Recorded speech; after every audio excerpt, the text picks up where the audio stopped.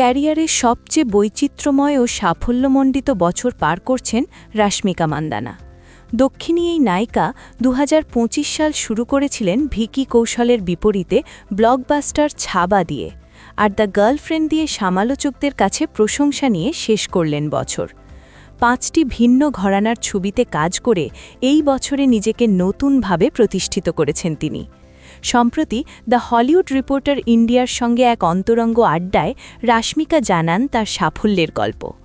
রাশমিকা বলেন, ৯ বছর ধরে তিনি সবসময় মনে করতেন নিজেকে প্রমাণ করতেই হবে, আর দ্য গার্লফ্রেন্ড সিনেমায় ভূমাদেবীর চরিত্র সেই চাপ থেকে তাকে মুক্তি দিয়েছে।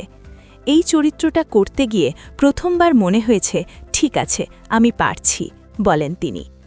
রাশমিকা বলেন, অ্যানিমাল সিনেমা নিয়ে নানা সমালোচনা হলেও তার করা গীতাঞ্জলি চরিত্রটি কোনোভাবেই দুর্বল ছিল না। অভিনেত্রীর মতে প্রায় সব ছবিতেই তিনি শক্তিশালী নারী চরিত্রে অভিনয় করেছেন। রাশমিকা বলেন, দ্য গার্লফ্রেন্ড সিনেমা নিয়ে শুরুতে তিনি খুব একটা আশাবাদী ছিলেন না, কিন্তু দর্শকের প্রতিক্রিয়া তাকে অবাক করেছে। চলতি বছরের শুরুতে ১৪ ফেব্রুয়ারি মুক্তি পায় লক্ষণ উতেকরের সিনেমা ছাবা। এতে জুটি হয়ে হাজির হন রাশমিকা মান্দানা ও ভিকি কৌশল। ঐতিহাসিক অ্যাকশন সিনেমাটি মুক্তির পর থেকেই বক্স অফিসে ঝড় তোলে। এ পর্যন্ত আয় করেছে ৮০০ কোটি রুপি। এরপর ৩০ মার্চ মুক্তি পায় সিকান্দার। আর মুরুগদাস পরিচালিত সিনেমাটিতে প্রথমবারের মতো জুটি হন সালমান খান ও রাশমিকা। ছবিটি বক্স অফিসে সেভাবে সাড়া ফেরতে পারেনি, আয় করে ১৭৬ কোটি রুপি। হিন্দি সিনেমার পর দক্ষিণের মেয়ে রাশমিকা আবার ফেরেন দক্ষিণীতে। তাকে দেখা যায় তামিল তেলেগু সিনেমা কুবেরায়। শেখর কাম্মুলা পরিচালিত সিনেমা প্রেক্ষাগৃহে মুক্তি পায় ২০ জুন। এ ছবিও মোটামুটি ব্যবসা করে, আয় করেছে ১১৫ কোটি রুপি। এরপর গত ২১ অক্টোবর দেওয়ালি উপলক্ষে মুক্তি পায় থামা। এই ছবির মাধ্যমে ম্যাডক ফিল্মসের হরর কমেডি ইউনিভার্সে দেখা যায় অভিনেত্রীকে। ছবিতে তার জুটি ছিলেন আয়ুষ্মান খুরানা।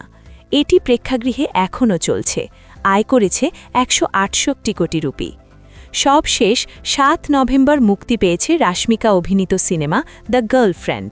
রাহুল রবীন্দ্রন পরিচালিত তামিল সিনেমাটিতে রাশমিকা ছাড়াও আছেন দীক্ষিত শেঠি। রোম্যান্টিক ড্রামা নির্ভর সিনেমাটি এক সপ্তাহে বক্স অফিস থেকে আয় করেছে প্রায় ৫০ কোটি রুপি। সব মিলিয়ে চলতি বছর রাশমিকা অভিনীত ৫টি সিনেমা বক্স অফিস থেকে আয় করেছে ১৩০০ কোটি রুপির বেশি। আয়ের দিক থেকে চলতি বছর তার ধারে কাছে নেই অন্য কোনো নায়িকা। অবশ্য অন্য কোনো বড় তারকার এতগুলো সিনেমা মুক্তিও পায়নি।